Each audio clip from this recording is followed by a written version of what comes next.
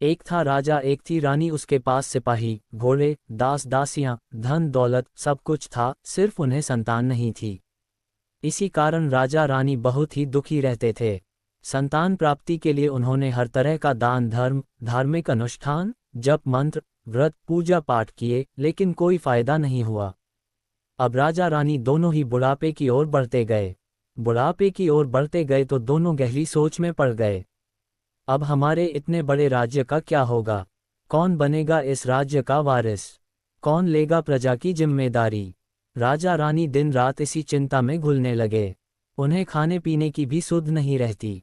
तो एक सुबह राजा के दरबार में एक साधु आता है तो दासी रानी को इत्तिला करती है। तब वह दासी से कहती है, यह मेरा अंतिम दान धर्म है। इसके बाद मैं अपने हाथों से कोई दान धर्म नहीं करूंगी।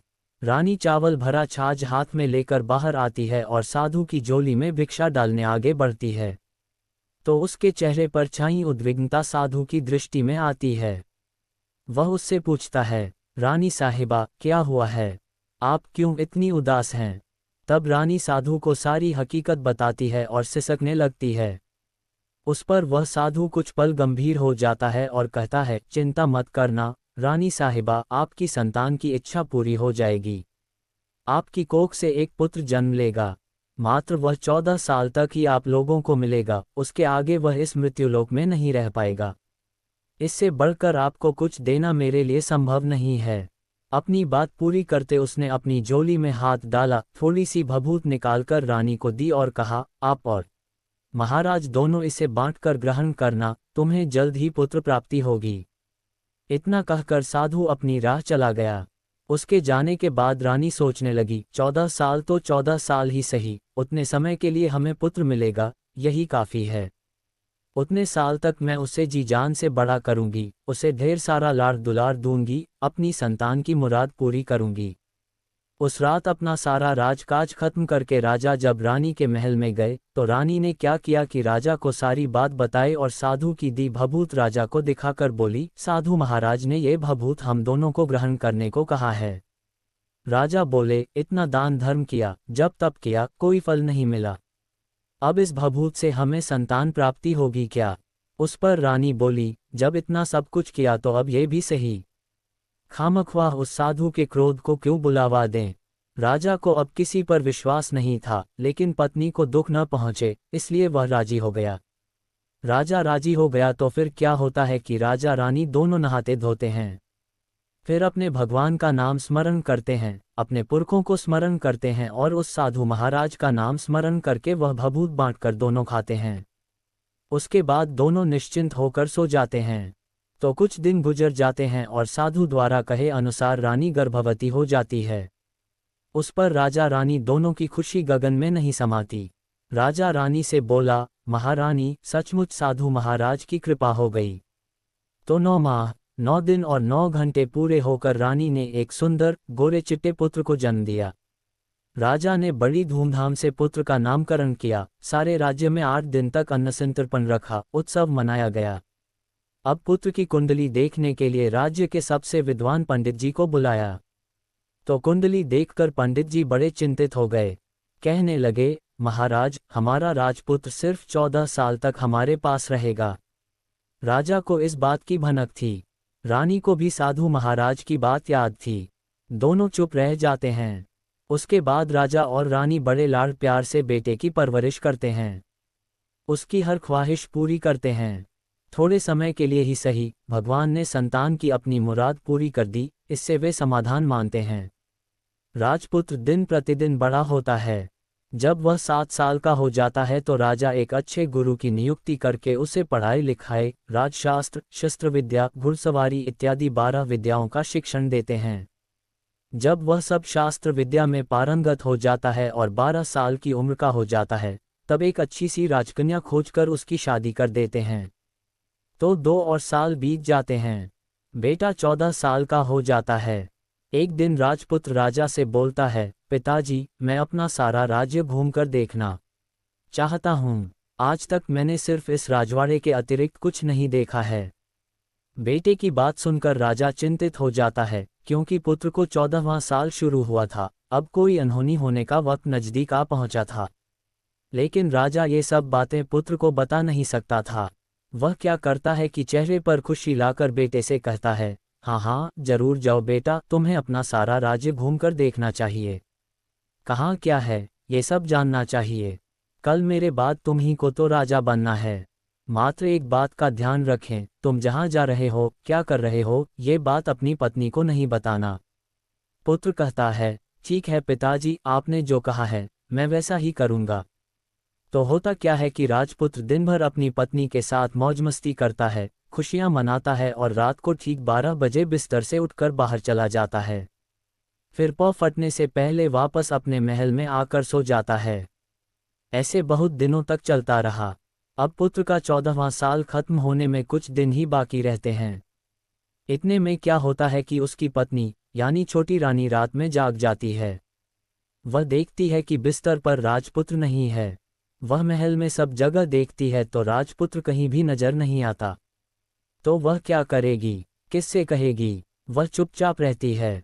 फिर भोर होने पर वह देखती है कि उसका पति अपनी जगह सोया हुआ है। वह पति से कुछ नहीं पूछती। लेकिन दूसरी रात भी वैसे ही होता है, तीसरी रात, चौथी रात, ऐसे बहुत दिन तक चलता है। रानी बहुत ही चिंतित हो जाती है। पति रात को जाता कहाँ है, किससे मिलने जाता है। उसको मन में ढेर सारे सवाल उठते हैं, लेकिन उसे पूछने में उसे डर लगता है, शायद पति गुस्सा कर बैठे। सास ससुर से पूछने के बारे में सोचा तो उसकी कुल मर्यादा बीच में आ जाती थी। तो इस तरह मन ही मन वह कुढ़ती रहती थी। इस हालत में उसे खाने पीने में दिलचस्पी नहीं होती, वह दुबली पतली हो जाती है। तो उस राज्य में फूल बेचने वाली एक बूढ़ी मालिन थी। वह हमेशा छोटी रानी को फूल देने उसके महल में आती थी। उस बुढ़िया का ध्यान छोटी रानी पर जाता है। वह उससे पूछती है, बेटी तुम्हें किस बात का दुख है, तुम इस तरह सूख कर कांटा क्यों बनी हो। उस पर रानी कहती है, क्या बताऊं तुम्हें अम्मा, तुम्हारा राजपुत्र हर रात बिस्तर पर से उठकर कहीं चला जाता है और सुबह भोर होते ही वापस आकर सोता है। वह कहाँ जाता है, प्रेमिका से मिलने जाता है क्या। ये सोच सोचकर मैं अन्न जल ग्रहण नहीं कर पाती और सूख सूख कर इस तरह कांटा बन गई हूँ। बुढ़िया सब बात सुनकर उसे एक उपाय बताती है, तो बेटी ऐसा करना, आज रात तुम सोना मत। उसके पीछे जाकर देखना कि वह कहाँ जाता है, क्या करता है, उसकी अच्छी तरह से पहरेदारी करना। पर मुझे नींद आ गई तो। तुम्हें नींद न आए इसलिए एक काम करना, अपने बाएं हाथ की उंगली में एक जख्म करना, उस पर थोड़ी सी मिर्च छिड़कना। उससे तुम्हें बड़ी जलन होगी और उस पीड़ा से तुम्हें रात भर नींद नहीं आएगी। रानी बुढ़िया के कहे अनुसार करती है। उंगली की जलन से उसे बड़ी देर तक नींद नहीं आती, लेकिन बाद में वह सो जाती है। दूसरे दिन सुबह बुढ़िया फूल लेकर उसके महल में पहुंचती है और पूछती है, क्या हुआ बेटी, देख पाई क्या, पति कहाँ जाता है। रानी कहती है, नहीं अम्मा, पहले कुछ समय जलन के कारण मुझे नींद नहीं आई, पर कुछ देर पश्चात मैं सो गई। बुढ़िया कहती है, कोई बात नहीं, आज तुम उंगली पर पहले से थोड़ा बड़ा जख्म करना और ज्यादा मिर्च लगाना। तो रानी वैसे ही करती है, परंतु वह सिर्फ पति के बिस्तर से उठकर बाहर निकलते वक्त तक जाग पाए। वह उसके पीछे नहीं जा सकी, क्योंकि उसकी आंखें उस समय तक मुंद गई थीं। दूसरे दिन सुबह बुढ़िया आती है तो उसने पूछने से पहले ही रानी रोकर कहती है, अम्मा, मैं आज भी उनकी पहरेदारी ठीक तरह नहीं कर पाई। बुढ़िया कहती है, रोना नहीं बेटी, सब कुछ ठीक हो जाएगा।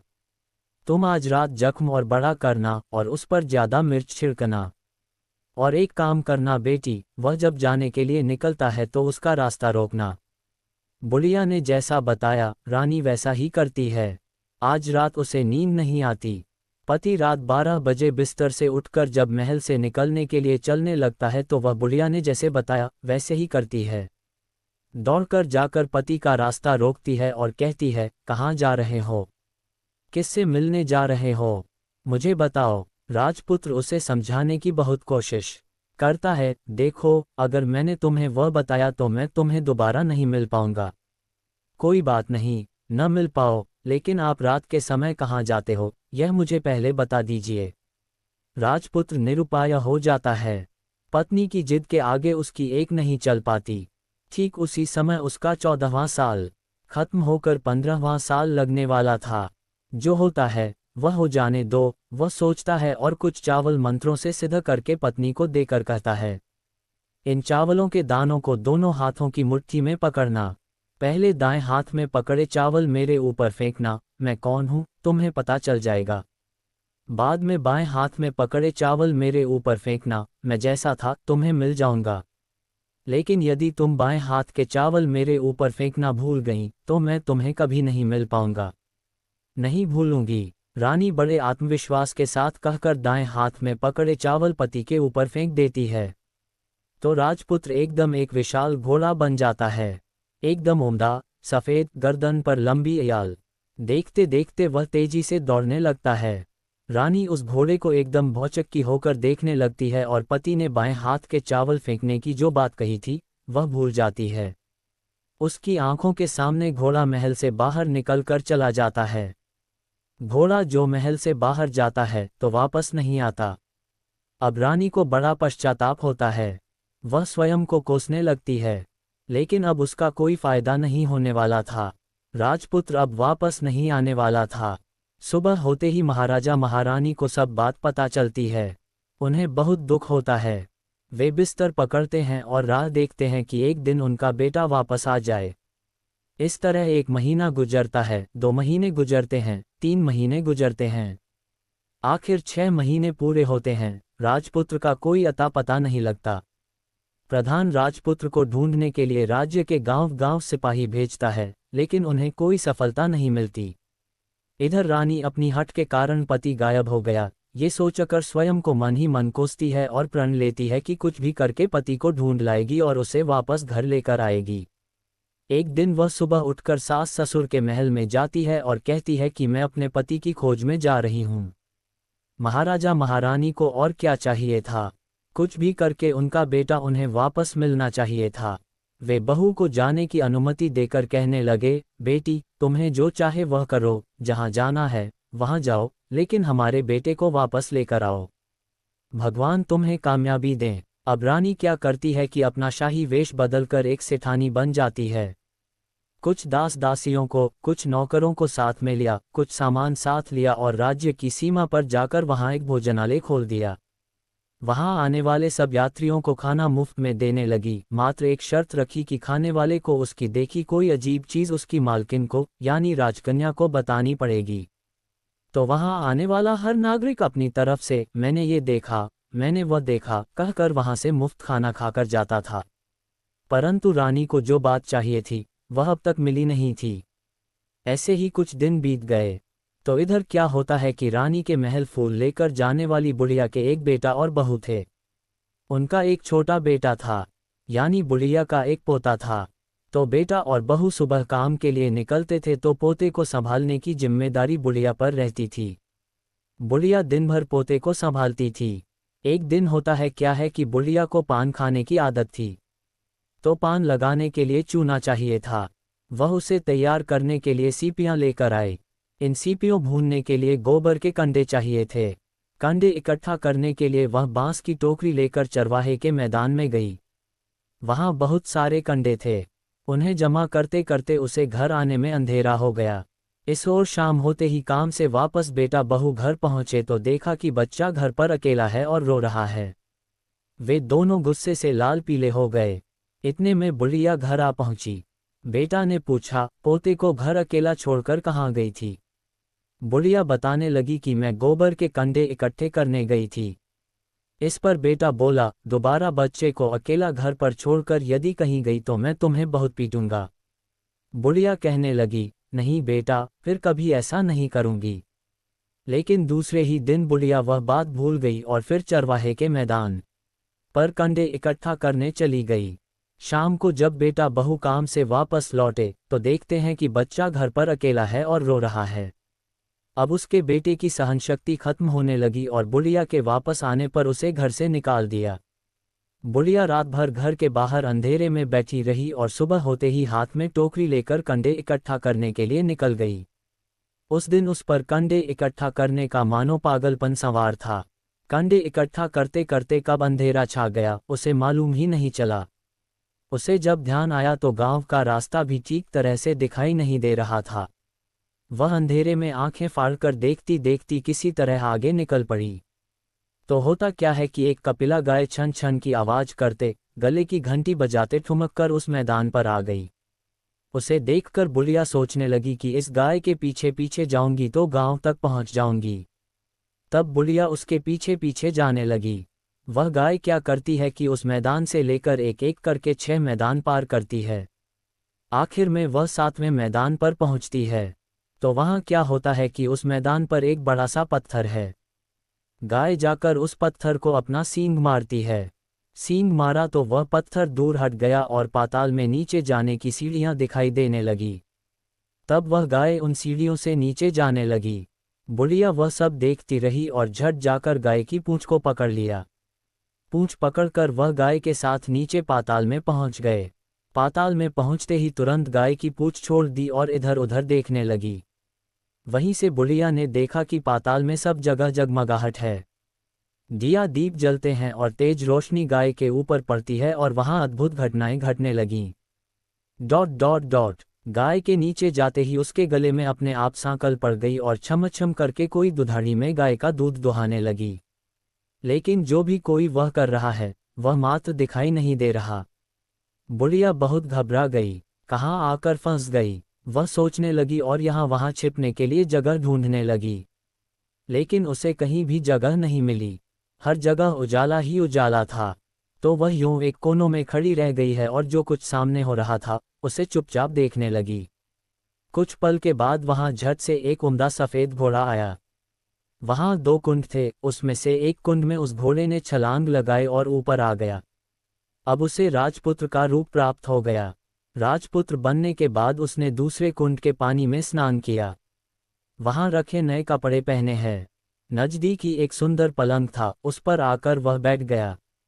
उसके सामने अपने आप 5 पकवानों की थाली आ गई, दूध की एक प्याली आ गई, पान सुपारी आ गए। उसके सामने एक दिया जलता रहा। राजपुत्र ने खाना खाया, दूध पिया, पान सुपारी खाया और बिस्तर पर लेट जाने से पहले सूर्यदेव का स्मरण करके सामने जलते दिए से पूछा, दिए दिए दीपन कर, मेरे माता पिता क्या कर रहे हैं?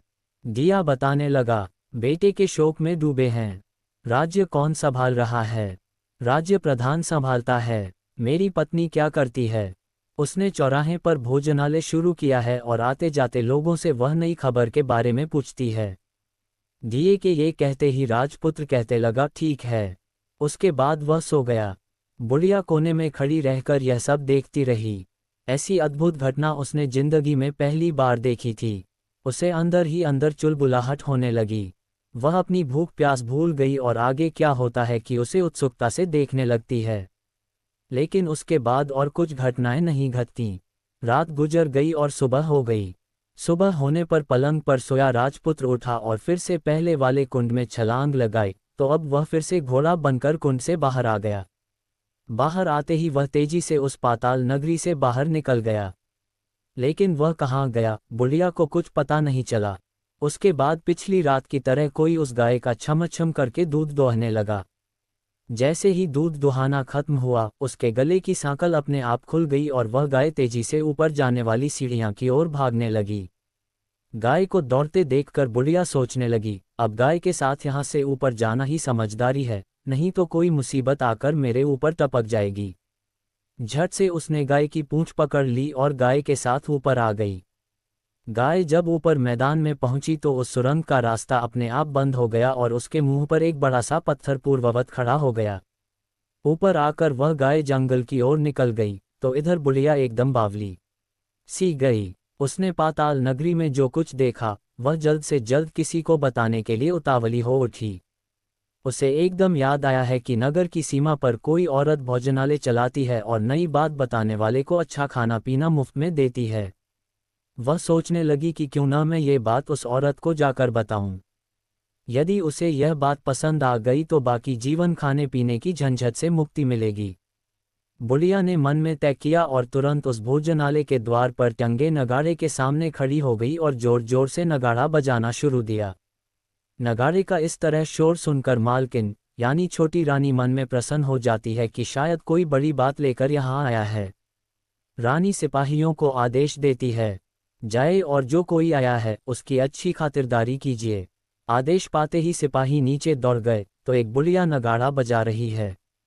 उन्होंने पूछा, क्यों हुई बुढ़िया, क्या हुआ, क्यों नगाड़ा बजा रही हो? बुढ़िया बोली, कुछ नहीं बेटा, यहाँ खाना मिलता है न, इसलिए आई हूँ। खाना चाहिए, मिलेगा, लेकिन तुझे कोई नई बात बतानी पड़ेगी। हाँ, बताऊंगी, एक बात मालूम है मुझे। इस पर सिपाही उसे अंदर लेकर आए। उनको मालकिन का आदेश था कि जो कोई बूढ़ा बुजुर्ग वहां आए उनके साथ अच्छी तरह पेश आना, उनका अच्छा आदर आतिथ्य करना। तो सिपाही ने इस बुढ़िया का भरपूर आदर आतिथ्य किया।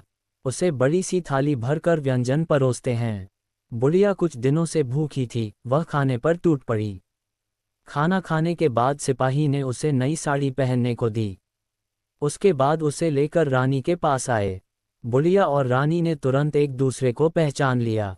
बुढ़िया बोली, बेटी तुम, और रानी बोली, अम्मा तुम। बड़ी देर तक दोनों भांति भांति की बातें करती रहीं। आखिर कुंवरनी बुढ़िया से कहने लगी, अम्मा अब बताओ तुमने क्या नई बात देखी है?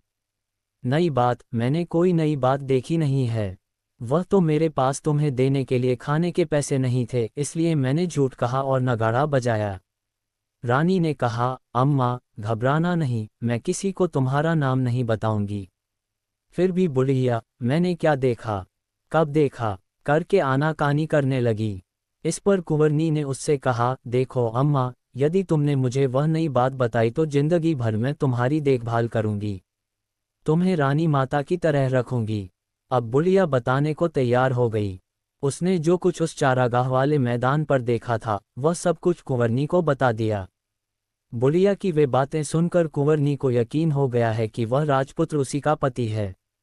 वह तुरंत बुढ़िया से कहने लगी, अम्मा मुझे उस जगह पर ले चलो। नहीं बेटी, वह पाताल राज्य है, सांप हैं। यदि किसी ने तुम्हें देख लिया तो तुम्हारी जान खतरे में पड़ सकती है। लेकिन रानी उसकी एक भी नहीं सुनती, उसे उस जगह ले जाने के लिए हठ करने लगी। आखिर में बुढ़िया ने उसका कहना मान लिया और कहने लगी, ठीक है, मैं तुम्हें वहां लेकर चलती हूँ, पर आज नहीं, कल। वहां जाना है तो शाम को ही जाना होगा। तो दूसरे दिन दोपहर को रानी बुढ़िया के साथ उस मैदान पर गई और एक जगह छुपकर गाय के आने की राह देखने लगी। दिन ढलते ही अंधेरा घेरने लगा है और गाय हमेशा की तरह वहां आ गई है। मैदान के उस कोने में जाकर उसने पत्थर पर सींग मारा तो झट से पत्थर हटकर वहां सुरंग में जाने का रास्ता खुल गया है। गाय उस रास्ते से नीचे उतरने लगी तो बुढ़िया रानी से कहते लगी, जल्दी आगे बढ़ो बिटिया, हम गाय की पूंछ पकड़कर नीचे उतरेंगे। तो दोनों गाय की पूंछ पकड़कर नीचे उतर गईं। बुढ़िया पहले जिस कोने में छिपी थी उस कोने में छिप गई।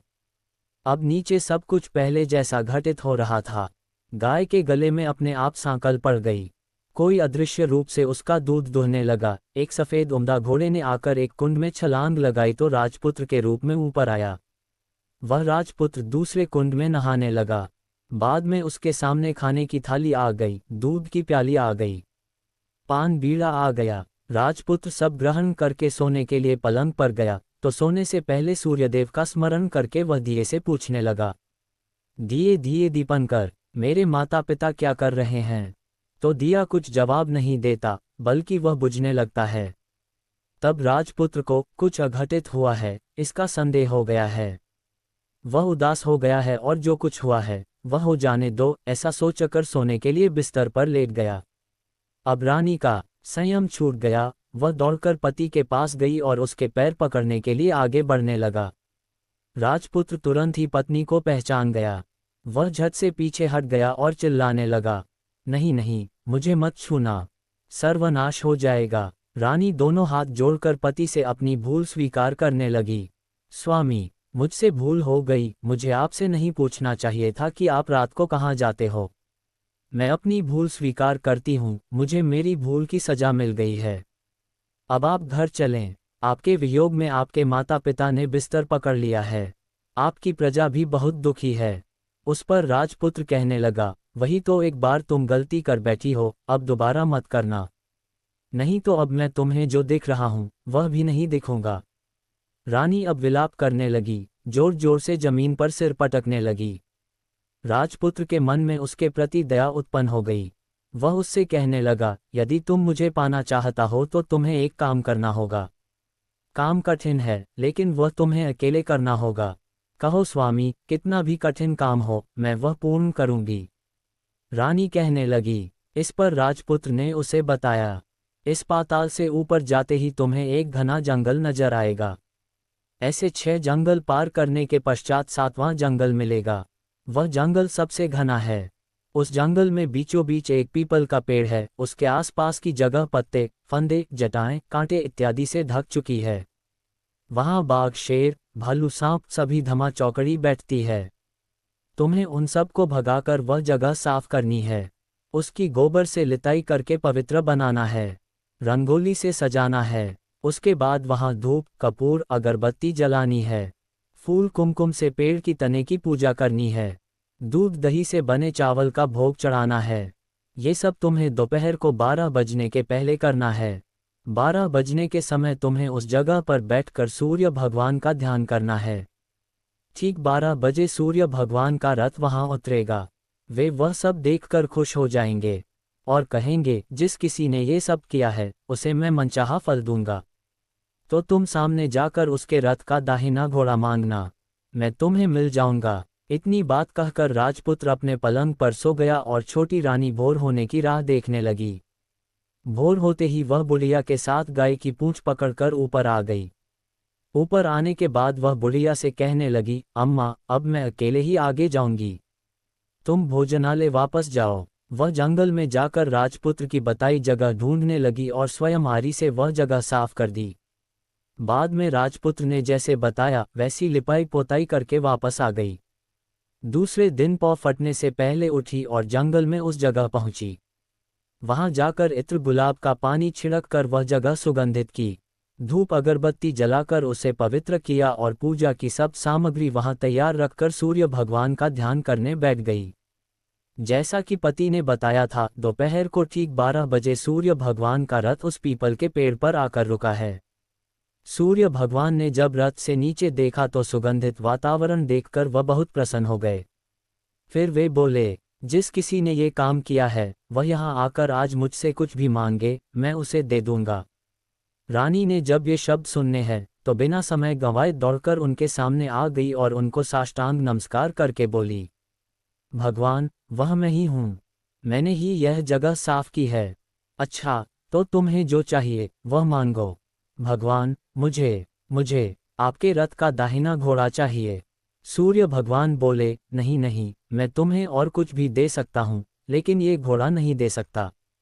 मेरे रथ के 12 घोड़े हैं, तुम चाहो तो कोई और घोड़ा मांग लो, लेकिन ये दाहिना घोड़ा नहीं, वह मैं तुम्हें नहीं दे सकता। छोटी रानी ने एक नहीं सुनी। वह सूर्यदेव से एक ही बात कह रही थी, वही दाहिना घोड़ा दे दीजिए, नहीं तो मैं आपके पैरों में गिरकर अपनी जान दे दूंगी। अब सूर्यदेव धर्म संकट में पड़ गए, उन्होंने वचन दे दिया था, अब अपने वचन से पलट भी तो नहीं सकते थे। ठीक है, दे दिया तुम्हें घोड़ा, सूर्यदेव ने कहा। फिर एक बात और भी कही, देखो, मैंने तुम्हें घोड़ा तो दिया है, लेकिन वह तुम्हें यहाँ नहीं मिलेगा, तुम्हें उसे पाताल में जाकर लाना होगा। रानी बोली, पाताल में ही क्या भगवान, मैं उन्हें पाने के लिए कहीं भी जा सकती हूँ। रानी को वचन देकर सूर्यदेव अपने मार्ग चले गए और इधर रानी जंगल से अपने भोजनालय में आ गई। फिर वह बुढ़िया को लेकर उस मैदान पर आ गई। जल्दी ही शाम हो गई। शाम होते ही वहां वह गाय आ गई और उसने सींग मारकर सुरंग का पत्थर हटाया तथा नीचे उतरने लगी। रानी और बुढ़िया जल्दी जल्दी उसकी पूंछ पकड़कर नीचे उतर गईं। नीचे पाताल में सब घटनाएं पहले की तरह ही घटने लगीं। घोड़े का एक कुंड में नहाकर राजपुत्र बन जाना, नहा धोकर पलंग पर जाकर बैठना, तो उसे खाने की थाली, दूध की प्याली आना, पान बीड़ा आना। लेकिन आज एक बात नहीं घटी। आज 2-2 थाली, 2-2 दूध की प्याली, 2-2 पान बीड़े उसके सामने आए। वह कुछ नहीं बोला। अपने हिस्से की थाली खाकर, दूध पीकर और पान बीड़ा चबाकर वह सोने चला गया और हमेशा की तरह दिए से पूछने लगा, दिए दिए दीपनकर, मेरे माता पिता क्या करते हैं? दिया ने बताया, वे दोनों तुम्हारे शोक में मरने की स्थिति में पहुंच गए हैं। ऐसा झट से उसकी आंखों से आंसू टपकने लगे। फिर वह पूछने लगा, दिए दिए दीपनकर, मेरा राज्य कौन चला रहा है? तुम्हारा राज्य प्रधान चला रहा है और वह सब कुछ हड़प चुका है। वह प्रजा पर बहुत अत्याचार कर रहा है। सुनकर राजपुत्र को बहुत गुस्सा आया। वह गुस्से से अपनी मुट्ठी भींचने लगा। अब वह पूछने लगा, दिए दिए दीपनकर, मेरी पत्नी क्या कर रही है? अब दिया कुछ नहीं बोला, चुप रहा। अब रानी का संयम जवाब दे गया। वह दौड़कर पति के गले लग गई। अब मैं तुम्हें मिल गया। राजपुत्र कहने लगा, सच कहते हो, अब आप फिर से घोड़ा तो नहीं बनेंगे न? नहीं, दोबारा घोड़ा नहीं बनूंगा मैं। तुमने जो इतने सारे कष्ट उठाए हैं मुझे पाने के लिए, इसलिए सूर्यदेव ने मुझे सदा के लिए घोड़े के जन्म से मुक्त कर दिया है। राजपुत्र ने बड़े प्यार से कहा और उसे गले लगाया, उसके आंसू पोंछे। कुछ देर पश्चात भोर हो गई तो गाय की श्रृंखला टूटकर वह ऊपर भूलोक जाने लगी। रानी, राजपुत्र और बुढ़िया उसकी पूंछ पकड़कर ऊपर आ गए। ऊपर आने पर वे सीधे भोजनालय में पहुंचे। वहां का सब सामान लोगों में बांट दिया और उसको ताला लगाकर अपने राज्य में लौट गए। राजपुत्र वापस आता और उसके तेवर देखकर प्रधान घबरा गया। राजपुत्र ने उसे बंदी बनाकर कैदखाने में डाल दिया और राज्य की बागडोर अपने हाथ में ले ली। उसके बाद वह अपने माता पिता को मिलने उनके महल में गया। तब राजपुत्र क्या देखता है कि उसके माता पिता उसके शोक में अस्थिपंजर बने हुए हैं। पुत्र को वापस आया देखकर मरणासन राजा रानी की आंखों से टप टप आंसू बहने लगे। इन दोनों ने पुत्र को गले लगाया, उसे प्यार से सहलाया। इतना होने के बाद उनके सेहत में एकदम सुधार आने लगा। वे अब बिस्तर से उठकर बैठ गए हैं। पुत्र को आशीष देने लगे। राजपुत्र के आने की खबर तुरंत राज्य भर में फैल गई। प्रजा खुशी से फूली नहीं समाई। प्रजाजन राजमहल के सामने इकट्ठे हो गए। राजपुत्र ने भी उन्हें दर्शन दिए और आज से उन्हें कोई दुख नहीं पहुंचाएगा, ऐसा वचन भी दिया। अब राजा अपने पुत्र का राज्याभिषेक करके उसे सिंहासन पर बिठाता है और बहू को महारानी का दर्जा देता है और स्वयं अपनी पत्नी के साथ ईश्वर स्मरण करते खुशी से दिन बिताता है। महाराजा बना राजपुत्र अच्छी तरह से राज्य चलाने लगा और अपनी पत्नी के साथ सुख शांति से जीवन बिताने लगा। उस बुढ़िया को रानी ने अपने ही पास रख लिया। उसकी अच्छी तरह से देखभाल करने लगी। बुढ़िया और उसके बुढ़ापे के दिन खुशी से गुजर लगे।